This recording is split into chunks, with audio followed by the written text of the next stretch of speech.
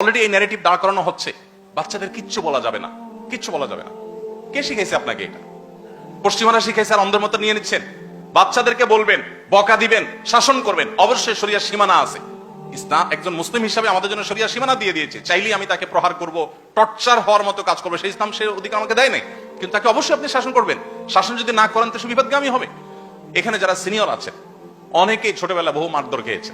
আমার জীবনে আমি অনেক মারধর খেয়েছি। গ্রামের ছেলে, দুষ্টমি যত প্রকার আছে সবগুলোই করতাম, আবার মার খেতাম, আবার দুষ্টমি করতাম।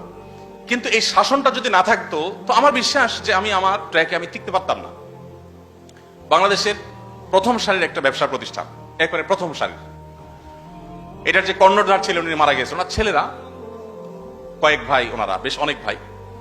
দু একটা প্রোগ্রামে সবার সাথে মিট করার সুযোগ আমার হয়েছে। আর দু একজন আছেন যাদের সাথে খুব পার্সোনাল লেভেলে ভালো সম্পর্ক। তো আমাকে বলেন যে ভাই, আব্বা ফজর নামাজের সময় দৌড়ানি দিতেন নামাজ পড়ার জন্য। যেহেতু অনেক ভাই আমরা, একটা একটা করে সবগুলাকে প্রথমে একবার ডেকে যেতেন, এরপরে মায়ের শুরু করতেন। তো তাদের মধ্যে এক ভাই এখন বড় একটা ব্র্যান্ড তার আছে, নাম বললে আপনার সাথে সাথে চিনে যাবেন, নাম বলছি না। তো কোন একটা তাদের পারিবারিক অনুষ্ঠানে আমিও ছিলাম। তার ওই ভাইকে ডেকে এনে বড় ভাই বলতেছে আমার সামনে, দুষ্টামি করে বলছে, নাম ধরে বলছে, এই তোর মনে আছে আব্বা প্রতিদিন ফজর সময় দৌড়ান দিতে, আর তুই ওযু ছাড়া নামাজ পড়তি প্রত্যেকদিন। আমি বললাম, রাখেন আপনি, এত মানুষজন আছে এখানে এবার বলছেন, সেই তো শৈশবের কথা। এখন সে তো বাংলাদেশের সবচেয়ে বড় শিল্পপতিদের একজন, এখন এভাবে বললে হয় নাকি? তো আমরা নিজেরা নিজেরা ছিলাম, খুব কাছামুচু করছিল, বলে হ্যাঁ বহুত করেছি, আল্লাহ মাফ করে দেখ। এখন যারা মনে করেন পশ্চিমাদের দ্বারা প্রভাবিত হয়ে মনে করছেন যে না আমরা তাদের মতো হতে হবে সবকিছু, কেন তাদের মতো হতে হবে? আমাদের বাংলাদেশে মানুষের আমাদের নিজস্ব সংস্কৃতি আছে, এজ এ বাঙালি আমাদের নিজস্ব সংস্কৃতি আছে, মুসলিম হিসেবে আমাদের ভিন্ন আইডেন্টিটি আছে, সংস্কৃতি আছে। কেন আমার ওদের সংস্কৃতি ধার করতে হবে? আমি আবারও বলছি, ওদের অনেক কিছু আছে ভালো। আমাদের ডিসিপ্লিন কেতাবে আছে, বাস্তবে নাই। ওদের ডিসিপ্লিন বাস্তবে আছে, ডেফিনেটলি আপনি সেটা অনুসরণ করেন। কিন্তু আপনি তাদের এই বস্তা পচা সস্তা সংস্কৃতিগুলো কেন অনুসরণ করছেন?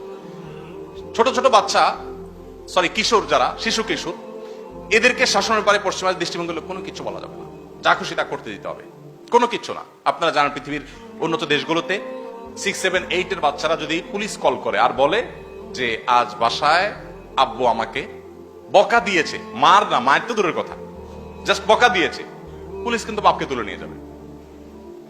জানেন তো আপনারা, টোকিওতে এক বাংলাদেশি, প্রবাসী এক বাংলাদেশি আমাকে একটা সেমিনার শেষে এসে হাত ধরে কেঁদে দিলেন প্রায়।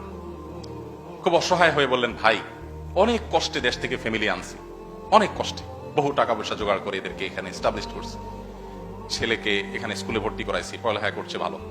তো দেখলাম যে সে নষ্ট হয়ে যাচ্ছে, খুব বাজে জগতে সে চলে যাচ্ছে। তো তাকে বাধা দিলাম, একবার, দুইবার, তিনবার, শুনে না।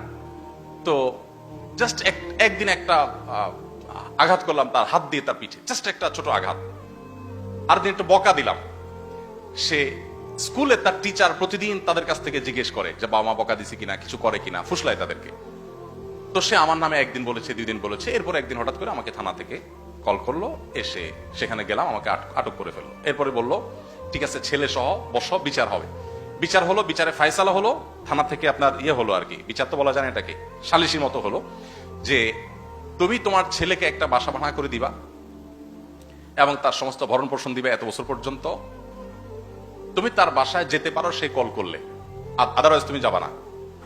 আর তাকে তোমার বাসায় আসার জন্য তুমি চাপাচাপি করতে পারবা না, সে যা খুশি তা করবে, কিছু বলতে পারবা না। এটা হলো থানা থেকে ফায়সালা। এই বেচারা আমাকে বললেন, ভাই বলেন আমার এখন বেঁচে থাকাটাই দায় পৃথিবীতে।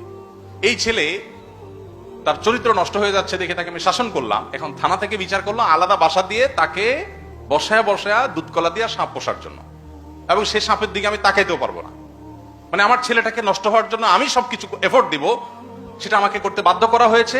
আমি আমার ছেলেকে শাসন করতে পারবো না। মায়ের চাইতে মাসির দরদ বেশি হয়ে গেল, প্রশাসনের দরদ বাবা মার চাইতে বেশি হয়ে গেল। এ হলো পশ্চিমাদের কালচার।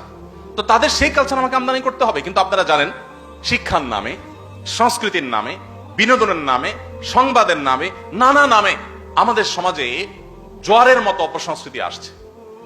গত 50 বছর যাবৎ একটা ট্যাবলেট এদেশে মানুষকে গিলানোর চেষ্টা করা হয়েছে, তা হলো যে এদেশের উন্নতি অগ্রগতির পথে প্রধান বাধাই হলো ইসলাম। ধর্মটা যদি রাষ্ট্র থেকে সবকিছু থেকে দূর দূর করে ফেলানো যায় তাহলে একটা রাষ্ট্র শূন্য হয়ে যাবে। 50 বছর যাবত আমরা এটা চর্চা হতে দেখেছি, রাষ্ট্র কোথায় গিয়েছে? এই প্রশ্ন এখন খুব শীত দ্বারা শক্ত করে আমাদের করতে হবে।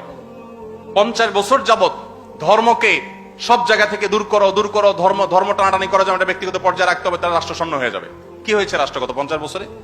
মালয়েশিয়ানদের দিকে তাকালে আমরা দেখি তারা ধর্মকে তাদের রাষ্ট্রের প্রতিটা বিষয়ের সাথে তারা এমন ভাবে ওতপ্রোত ভাবে জড়িয়ে রেখেছে যে তাদের প্রধানমন্ত্রী মালয়েশিয়ার কুয়ালালামপুরের পুত্রাজায়ার প্রধানমন্ত্রী কার্যালয়ের সামনে যে বিশাল সুন্দর মসজিদ, আমার যাওয়ার সুযোগ হয়েছে, সেখানে মিটিং চলাকালীন সময় মন্ত্রী পরিষদের সদস্যগণ সবাই সম্মিলিতভাবে এখানে এসে প্রধানমন্ত্রীর নেতৃত্বে ইমামতি নামাজ পড়েন।